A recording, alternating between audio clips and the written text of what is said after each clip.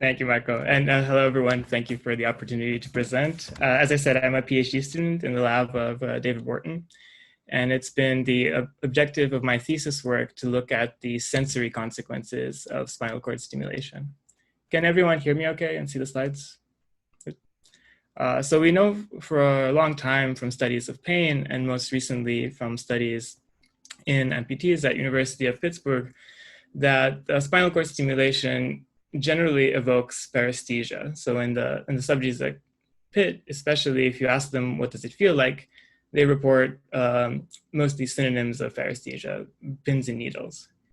And I think this stands in contrast with the specificity one is able to get in the context of motor rehab, where by and large, one electrical contact is able to elicit hip flexion, another is able to elicit ankle extension.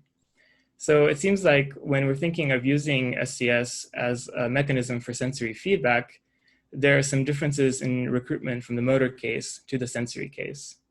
And I've worked on experiments where we took electrophysiological recordings from the sensory neurons in the brain of a primate that might hopefully elucidate some of this relationship between stimulation and sensation.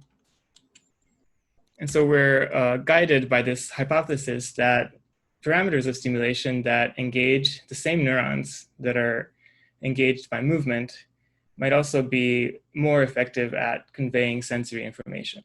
But just to be clear, I'm not going to make any claims today about what the animal felt. I'm just going to show biophysical exploration relating parameters of stimulation to what happened in the brain during leg movements in an area of the brain that is the somatosensory cortex, the part that receives mostly proprioceptive and some cutaneous input.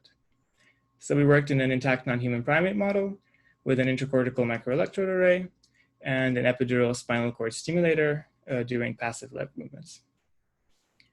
And this is just a video of the animal, which is pixelating and maybe not super visible. But you can imagine the trials are very simple. They simply consist of the animal's leg being moved forward and back many times over in a day. At the same time, we record single unit action potentials from area 2 of somatosensory cortex in the contralateral leg representation. And we provide electrical stimulation through a custom epidural array that we built with some industry collaborators and powered by a Medtronic implanted neurostimulator. And so the object of our study are these neurons in sensory cortex which respond to movement. There are many conditions that reflect the combinations between different pedal movements and different stimulation protocols. But just to give you an idea, for one neuron, we can see its firing rate in this panel over on the bottom right. And so in the condition where there is only a pedal movement forward to a point and back, we see a nice stereotyped trajectory in this black trace. The firing rate of the neuron goes down, back up, and down and up in a sort of complicated pattern. If on top of that, you superimpose stimulation at one of the sites on this epidural array, here color-coded blue and shown in the false color, it has an increasingly inhibitory effect as the amplitude ramps up. And similarly, this other electrode has an inhibitory effect on the downward swing of the movement. And so our goal was to quantify this relationship between the firing rate of neurons and the external factors in the world that we hypothesize cause those changes in firing rate with a generalized linear model. And so just very quickly, the GLM is a simple machine learning tool where you find a set of weights, you multiply your list of ingredients by them. In this case, they're the joint angles and their velocity and the stimulation parameters in an attempt to reconstruct the observed neural activity. And so for this particular example, the set of covariates are the evolutions of the joint through time. And here we're looking at the knee, the ankle, and the hip angle, as well as the amplitudes of the stimulation. And this is all at 100 Hertz frequency, but there are 50 Hertz trials in there as well. And so for each neuron, the GLM takes these as inputs and converts them into a set of time-varying gains.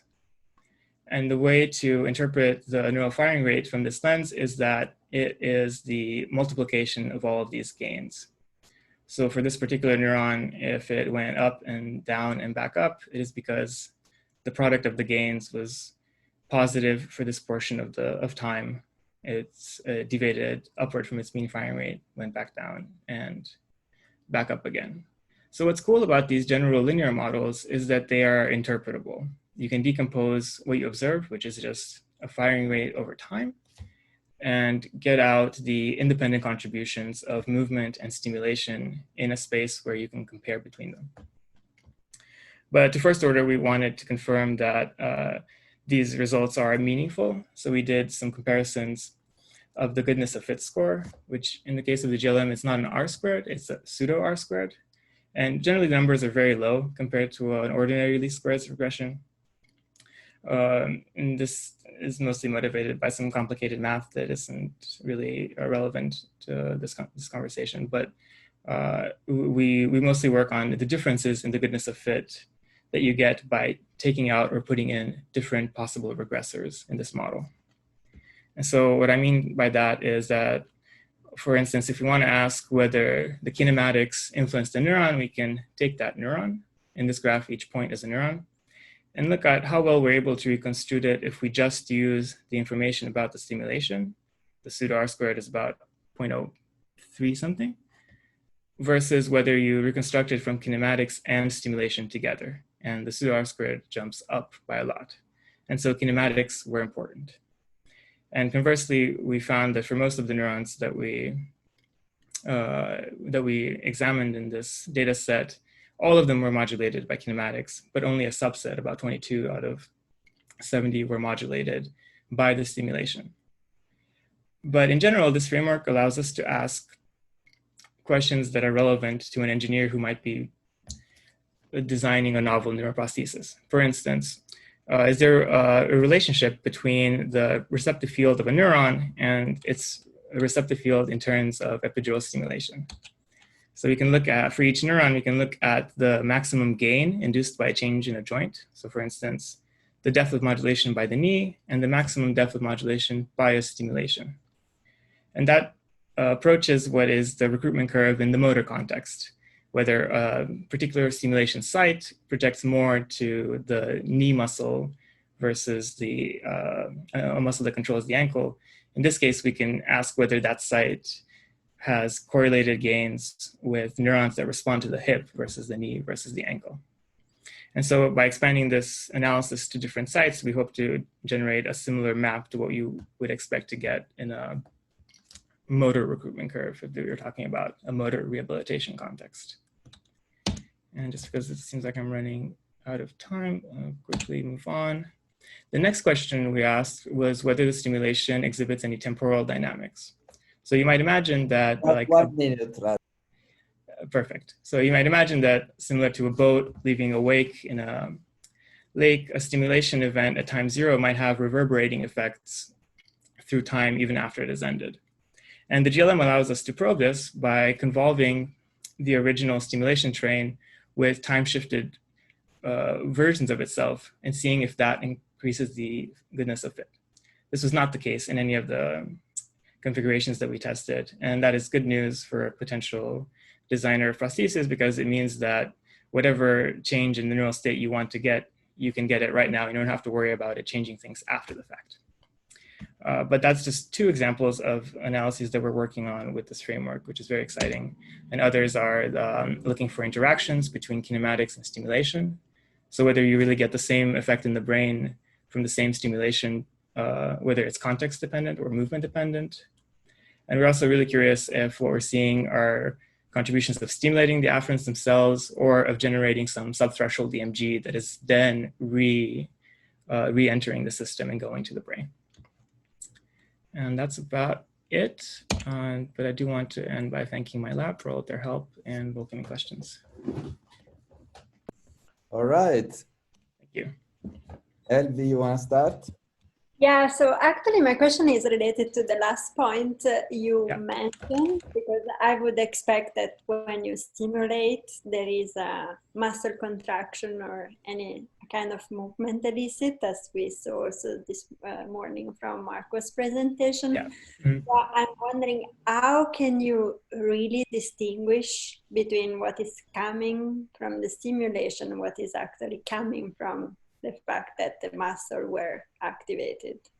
So because of technical failure, we did not record simultaneous EMG from this first animal, but we will in the second animal. And at that point, the question really becomes whether the EMG is a better explainer of the neural activity than the stimulation.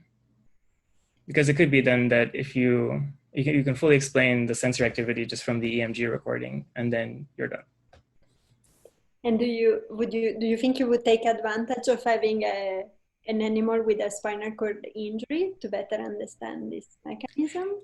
I think the best model animal for this would be a deafferented animal to mimic an amputee, because then you would have the full sensory pathway intact from spinal cord to brain without having to worry about reflexive muscle contractions. So cut deafference post dorsal root ganglia. Yeah. Okay. Yeah. Stani. Yeah, I'm here. Thank you, Radu. Nice presentation and very impressive experimental setup. So I was wondering a couple of things. First is having all of this crazy setup, which is very difficult and all of this. So what is the next translational step? You put some points at the last slide, right? But as you ultimately, you know, we're doing so many days with monkeys and all of these difficult recordings. So what are you going to deliver to the humanity as a first direct translation from that? Well, I think the lowest hanging fruit is to learn whether current steering strategies that are good for motor rehab also apply for sensory. Because you know, it's possible that these you know, guarding anodes that are very effective at stimulating muscles also activate a lot of dorsal column, which causes the paresthesia. So the animal setup, I don't have any evidence for this yet, might allow us to identify some candidate geometries that then could be taken to a human and used to really pipe signal up towards the brain in a in a way that is inspired by these results. I wouldn't go so far as to suggest that you need to implant a human with a cortical array to really leverage any of it. Does that answer your question? Indeed. More or less, indeed, I would be really provocative in the next questions. Why don't you go then in some distal amputation cases, even in animals who can have accidental amputations, and that lasting part of the quite useless, and then you can try what you're trying, right, with a much more clean setup and with, for me, also ethical, more acceptable. It's a good question.